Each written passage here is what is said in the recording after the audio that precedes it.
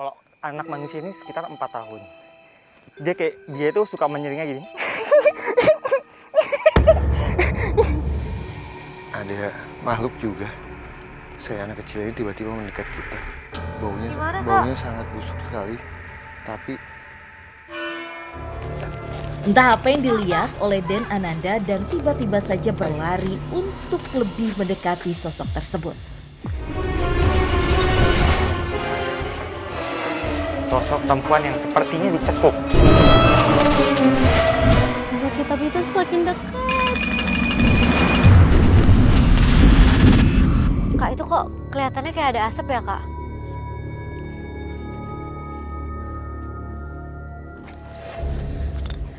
nah, jadi emang saya coba untuk sedikit flashback ya, Gut. Jadi pada saat itu ada yang pemancing di sini. Memancing sih sempat ada gangguan. Itu padahal waktunya itu masih kita bisa bilang siang. Belum sampai malam, belum sampai tengah malam. Jadi gangguan itu ada di siang. Jadi sosok ini sempat menampaki wujudnya, tapi hanya sekilas dan membuat pemancing itu kayak sempat kaget gitu. Ya nggak boleh sampai malam, ya pernah sampai maghrib aja kalau di sini. Nggak boleh lewat maghrib lah. Oh, kalau pernah suara-suara mistis ada mbak, kayak ada yang ketawa, nangis.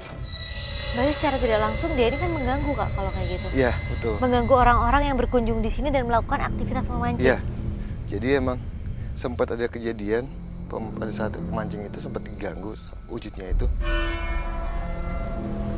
Ada di sana ya. Dia muncul di sana, Sebelah mana, Kak? Tuh. di sebelah sana. Itu yang Kakak lihat apa? Ada sosok perempuan. Oke. Dia wajahnya itu pucat. Dia pakai gaun putih. Dia ada di situ sekarang. Dia berdiri dengan wajahnya yang kaku. Dia menghadap kita seperti ini.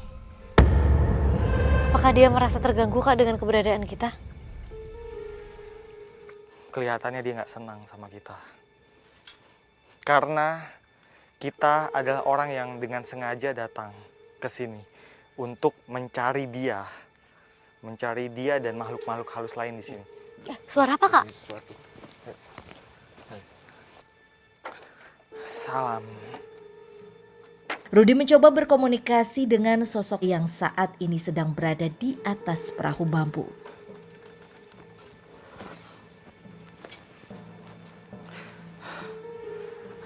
Siapa nama kamu?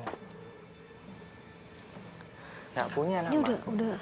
Nggak punya atau nggak mau sebutin? Oke. Sudah lama kamu di sini. Sudah lama. Aduh. Kenapa kamu suka takut-takutin orang di sini? Nggak suka. Nggak suka terganggu. Nggak. Kami nggak datang untuk mengganggu. Ada sosok. Oke. Dia ini sosok yang sudah lama di sini. Tapi dia nggak terlalu kuat. Dia suka mengganggu orang, terutama pemancing. Dia jalan seperti ini. Kemudian dia menakutkan orang gini. Adanya sosok wanita ini memang sering terlihat oleh para pemancing yang nekat memancing di area danau ketika waktu malam tiba.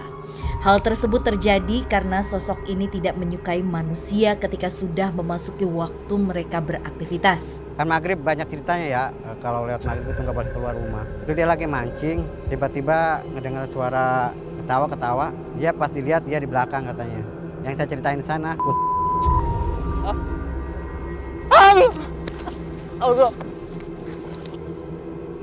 Kak, kok aku ngerasa kayak berdiri di sini kayak ketarik ke sana ya? Ya, jadi Itu kenapa ya? Apa emang ini kayak ngerti nggak sih, Kak, ya, kayak mau ketarik ke sana Jadi- gitu loh. emang makhluk wanita ini mencoba untuk mengambil tangan kamu dan kamu akan dibawa ke dalam sini. emang dia suka mengganggu, apalagi dia menyampaikan saya lebih suka mengganggu emang ke sudut wanita dibandingkan laki-laki. Jadi emang nggak tahu kenapa dia bilang saya tidak suka dengan wanita cantik katanya. Terutama wanita yang keluar lewat maghrib, di atas maghrib.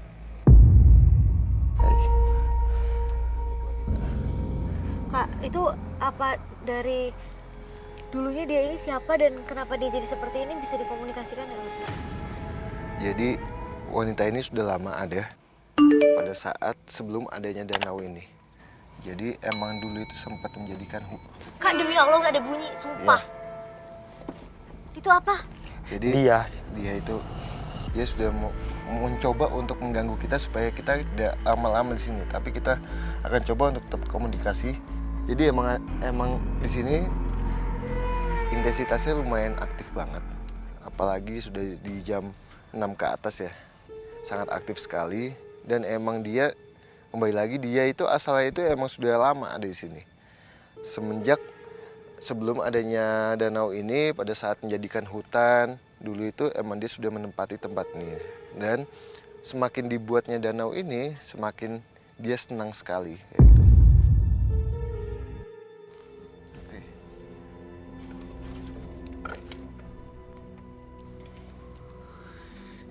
Dia bilang juga, diam situ. Apakah katanya? Dia bilang, itu di sebelah situ kayak ada gelembung-gelembung. Gelembung-gelembung, dia bilang itu adalah salah satu, bisa kita bilang, jin yang berbentuk dengan ikan.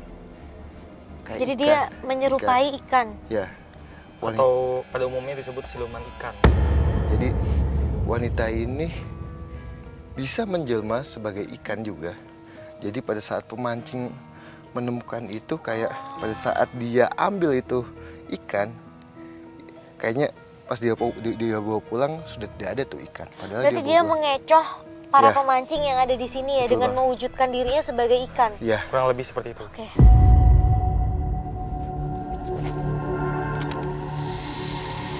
Dan Ananda mencoba berkomunikasi lebih dalam lagi dengan sosok wanita ini.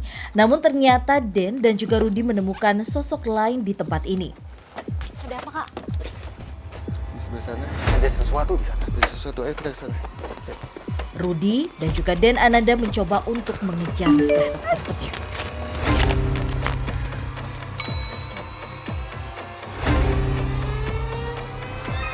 Kita ikut. Ada banyak anak kecil. Hei, Anak ini bentuknya macam-macam. Wajahnya juga macam-macam.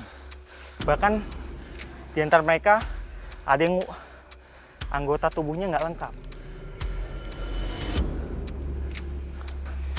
Tommy. Tommy, dari mana kamu?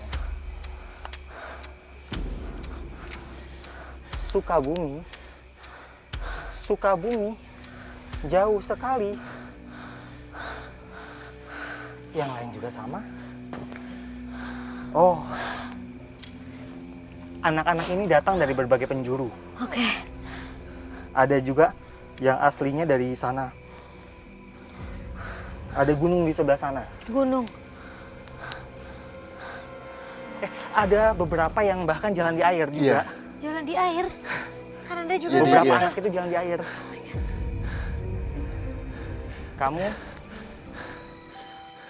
Tommy ini ibarat anak kecil umurnya 4 tahun. Kalau anak manusia ini sekitar 4 tahun. Dia itu suka menyeringnya gini.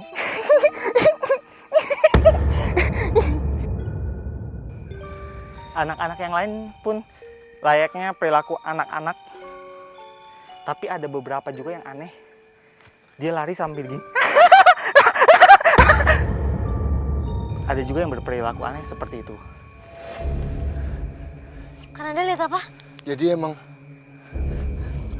nggak hanya satu aja Pak, jadi yang pas diajak komunikasi. Jadi anak-anak yang lain tuh banyak sekali.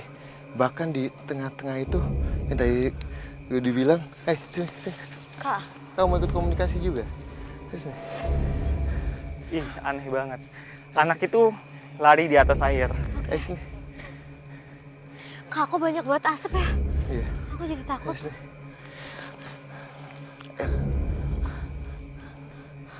Ya. Waalaikumsalam. Ingin komunikasi juga dengan kakak-kakak ini. Oke. Itu teman kamu juga yang dari komunikasi.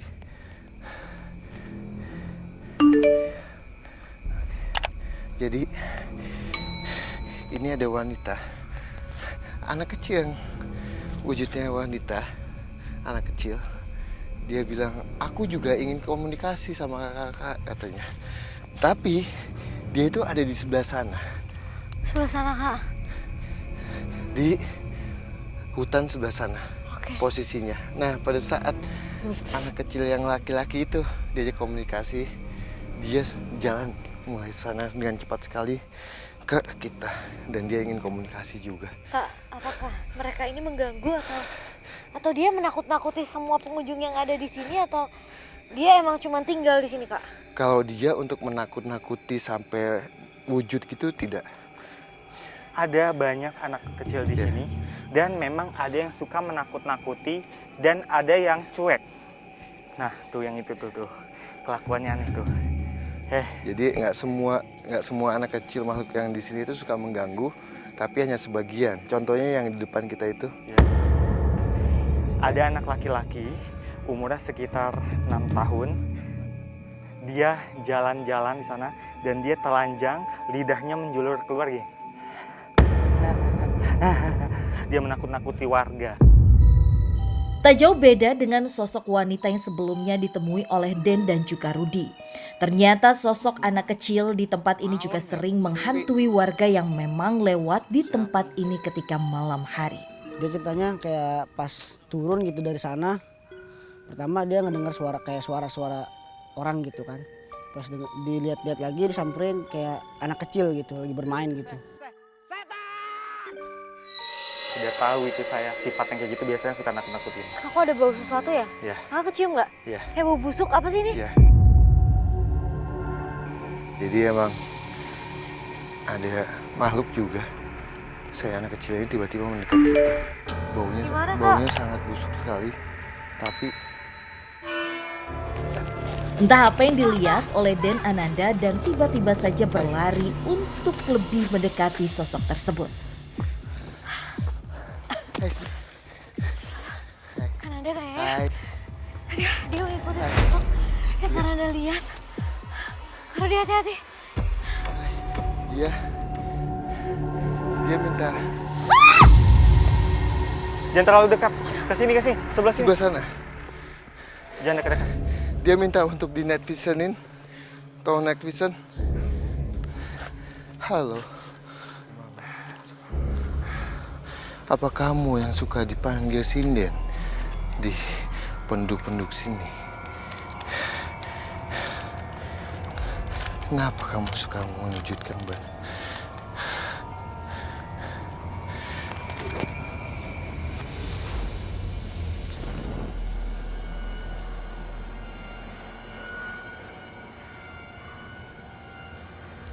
Nyalakan lampunya, Hal. Nyalakan lampunya. Tim, nyalain lampu, Tim.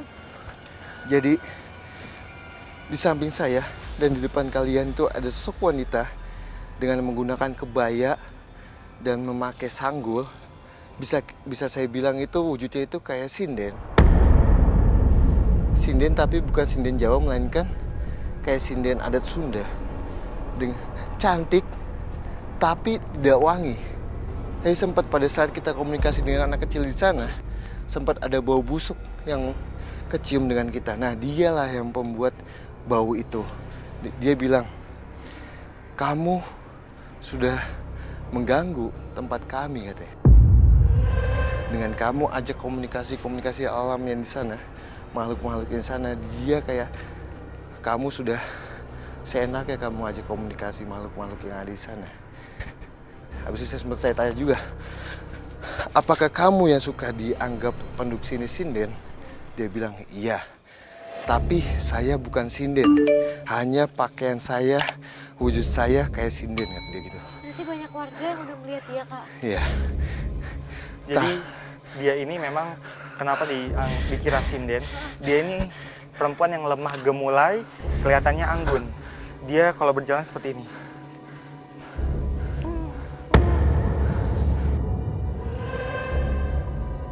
Dia lemah gemulai jalannya, dan dia suka menggoda, dia suka menakut-nakuti kadang. Adanya sosok perempuan berkebaya ini ternyata sering pula terlihat oleh masyarakat. Sebetulnya kalau sinden itu menurut saya dia orang penghuni atau warga dahulu yang di sini lah, yang sudah meninggal. Dan dia memang waktu hidupnya adalah kerjanya sinden. Kak, tapi kaki aku yang sebelah kiri kok agak berat, kenapa ya? Ya, jadi emang dia itu mempunyai anak-anak. Sebagian anak-anak kecil itu adalah apa ya, bahasanya adalah didikan dia semua. Jadi pada saat dia sudah mulai kayak diancam sama kita, terancam sama kita, itu anak-anak kecil yang di sana itu diajak untuk ke sini. Nah, dia sempat bilang juga, betul, yang dengan gayanya dengan gemulainya seperti itu, dengan kebayanya, dia makhluk yang bisa kita bilang mengganggu ya, gitu ya. Dia mengganggu, tapi dia punya kemampuan spesial nih. Dia bilang, saya hanya ingin mengganggu manusia, dan dia yang membuat senang juga. Jadi dia mempunyai kesenangan kalau sudah mengganggu manusia. Itu, Kak, sosok itu manusia atau makhluk waktu dia menampakkan diri? Dia sebagai Dia emang makhluk, perwujudan. bukan wanita yang dulu yang meninggal, tidak, tapi hanya jin yang menduplikasi dengan pakaian-pakaian kebaya. Tapi emang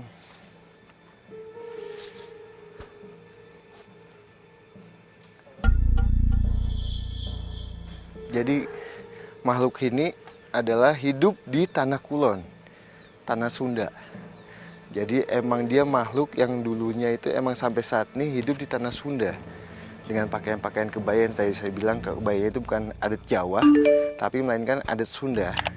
Jadi model-modelannya kayak wanita-wanita Sunda yang menggunakan kebaya kayak gitu.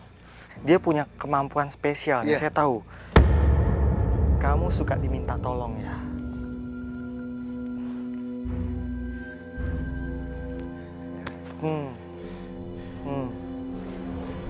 Dia suka diminta tolong sama beberapa orang yang paham tentang dia. Jadi si perempuan ini sebenarnya dia punya ilmu pelet. Si perempuan ini akan bekerja sama dengan si orang yang minta bantuan dia. Jadi misalnya saya mau pelet kamu, saya minta bantuan dia, dia akan masuk ke dalam tubuh kamu dan membuat kamu menjadi milik saya.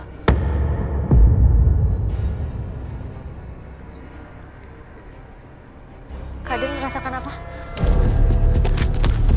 Entah apa yang dilihat oleh Den Ananda, tiba-tiba saja Den berlari menuju sebuah tangga yang tinggi seolah melihat sesuatu dari kejauhan. Aku kaget banget sih Kak, aku lemes karena itu tinggi dan dia tiba-tiba naik gitu. Akhirnya aku coba senterin, ternyata dia berkomunikasi dengan sosok. Assalamualaikum. Tiba-tiba Kak Den kayak ngeliat sesuatu terus dia mau mengucapkan salam. Assalamualaikum. Di sana, di tengah-tengah danau, ada suatu kampung yang sangat bagus sekali. Di situ, ya. Kak Den kelihatan kayak berbicara dengan seseorang. Hei, sama.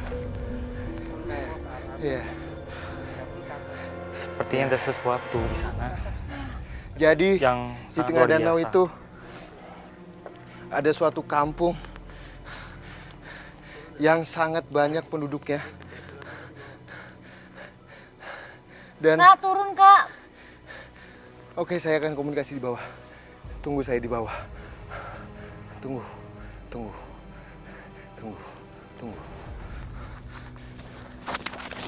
Kak, apa yang Kakak komunikasikan? Jadi pada saat kita komunikasi dengan wanita di sana, tiba-tiba saya kayak melihat cahaya. Cahaya itu. Kayak tapi dia ada di atas. Kayak di atas pohon itu. Dan saya untuk naik mencoba untuk memastikan apakah cahaya itu masih ada atau tidak. Nah, ternyata pada saat saya naik ke atas saya menemukan cahaya itu dan saya coba untuk membuka hal cahaya itu. Setelah saya buka, ternyata di tengah-tengah danau itu ada suatu kampung. Kita bisa bilang kampung goib. Danananda melihat adanya sebuah kampung yang terletak di dalam Danau Ciputih. Lantas apakah adanya kampung ini yang sebenarnya menciptakan misteri begitu banyak yang ada di tempat ini? Atau malah terdapat sosok lain yang lebih kuat dan menjadi dalang dari banyaknya misteri yang ada di Danau Ciputih ini? Membawa saya ke alamnya dia dengan menenggelamkan saya di